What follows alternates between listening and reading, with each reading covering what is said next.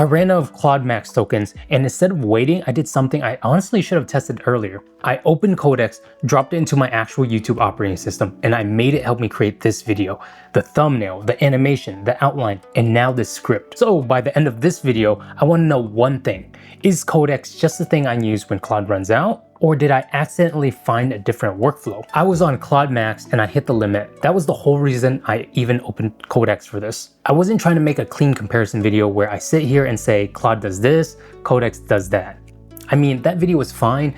Somebody should make that video, but for me, the question was way more practical. Can I keep moving on my channel when Claude is capped? Because when you're trying to run a YouTube pipeline, it doesn't really matter that your favorite AI is out of tokens. The video still has to move, and that is where this got interesting. Didn't just open a blank chat. It opened inside Operator OS, which is basically my whole content pipeline sitting inside a project folder. Videos, statuses, thumbnails, scripts, editors, B-roll, it had everything inside of it. So now the test became a lot more real. So the challenge, I gave Codex 3 jobs from my actual YouTube workflow. I'm going to make Codex do 3 real jobs from my YouTube pipeline. Package the thumbnail, create motion asset, and then write the arrow script after it has the results. If it can put the whole thing together, maybe it's not just a backup for Claude. Maybe it's a different workflow. It can make something sound good, but it doesn't know what actually happens. So I forced it to wait. Thumbnail first, animation second, then script. The test is part of the video. The thumbnail test was pretty surprising to me. I thought Codex would be decent at planning thumbnails, but I didn't expect the actual image workflow to feel this useful. Because Codex has access to ChatGPT Image 2.0 right there in the same environment, I could ask for the packaging, give it the video context, and then generate visual options without leaving the flow. And some of these were actually really good. Not perfect. I still had to correct the audience angle. At one point, it started giving me stuff that felt like it was made for developers. It had scorecards, proof artifacts, missing layer diagrams, all those things. And I was like, no. Codex could make a lot, but my audience taste still had to come from me. But once I steered it, the output got a lot better. I remember looking at the thumbnail and being like, oh shit, this is actually really usable. The only big issue was me. It made me look like I aged 10 years from making the video, which honestly, after watching my token meteors go down, maybe that was pretty accurate. But the format was there, and for a creator workflow, that matters a lot. The thumbnail revision is done. Oh, this is much better. Dude, Claude Max, Claude 4.7 Opus. Yeah, this is way better, bro. The animation test was messier. The first version was cool, but it looked like a slide deck with movement. And that's the thing I didn't want. I didn't want a presentation. I wanted something that felt like it belonged at the beginning of a YouTube video. So I had Codex revise it. If you give it a vague request, it can produce something that's technically correct, but creatively kind of off. But if you tell it the role of the asset in the edit, it starts making better decisions. The animation should support the hook. It should give the viewer the feeling of Claude ran out, Codex opened, and now this video is being assembled in front of you. By the end, the animation was usable. It was still too fast. The text needed to sit longer. Some pieces, they overlapped, but I could work with it. And that's a different kind of result. The read on it was more like, okay, this got me to a place where I can finish it. For a real production workflow, that is sometimes enough. Then I did the part that made the whole thing click. Claude was basically capped. All models were at 99%, but I still had a little bit left, so I used Claude where I trusted the most. Design thinking, taste, planning. I took the animation problem back to Claude Opus and gave it a reference. And this is where it looked at the reference, it broke down the concept, why it was stronger, and then it rebuilt the hook animation around a better metaphor. This idea was simple. Codex becomes this glowing agent dot moving through 3 stations: thumbnail, motion, script. Each station lights up, the output gets created, and then everything it converges into the video. That was way better than what Codex came up with by itself. And that still gives Codex credit, just for a different job. The easiest way to say it is like a company. You wouldn't hire one person and then expect the person to be the strategist, the designer, the editor, the project manager, and the person uploading the file to Google Drive. I mean, you can try.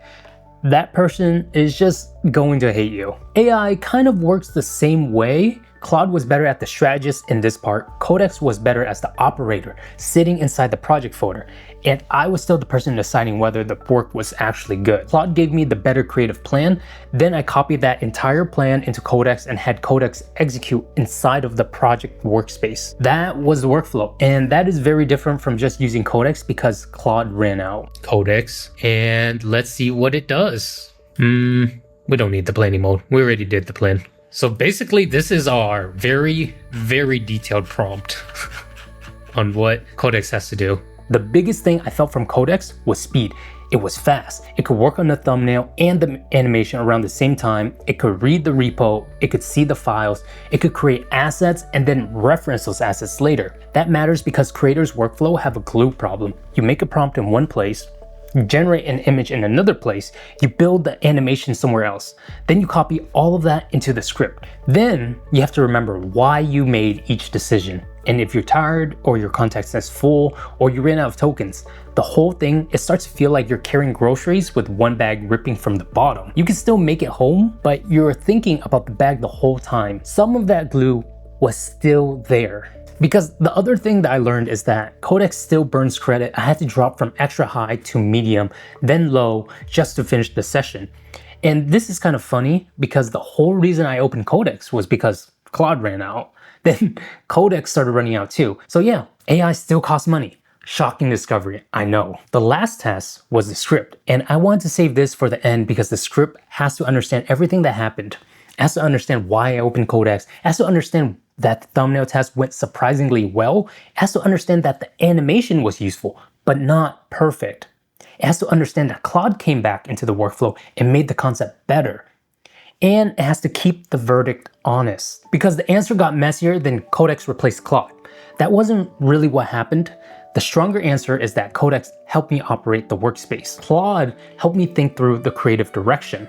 And I was still the person making judgment calls. That part matters because you don't have to hand your whole process to one AI. You can still be the director. The thought here is that once you understand what each tool is good at, the whole workflow, it gets faster. Is Codex just a backup for when Claude runs out? Kind of. If Claude is capped and I still need to move a video forward, Codex is absolutely useful. But after doing this, backup feels like the least interesting way to use it.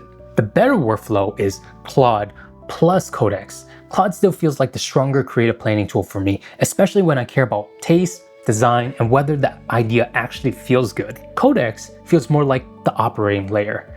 It can sit inside the project, read the files, generate assets, build motion, organize transcripts, and pull the package together. So I walked away asking a better question than which one wins. Better question is, which job should each one own? And that sounds small, but it changes how I would actually use these tools. If I only need to keep moving because Claude is capped, Codex is good enough to keep the train going. If I want the best creative direction, I'm still reaching for Claude first. But if I want to turn a messy production session into files, assets, an outline, and a script without bouncing between 5 different places, Codex starts to make a lot more sense. And for my channel, at least from this test, I think the answer is pretty clear. Claude is still where I want to think. Codex is where I want to operate. And when I use them together, that's probably the closest thing I felt to an actual AI production workflow. I say probably because this is one video. It's only one test. We still have to see if it holds up when the deadline is real, the editor is waiting, and I don't have time to babysit every single step. But for now, yeah, Codex definitely earned its place in our toolbox. So if you want to learn more about AI and AI content systems workflow, then join my school community ARC 4 down below in the description. We talk about AI, content, and all those good things. I'll see you guys there. Peace.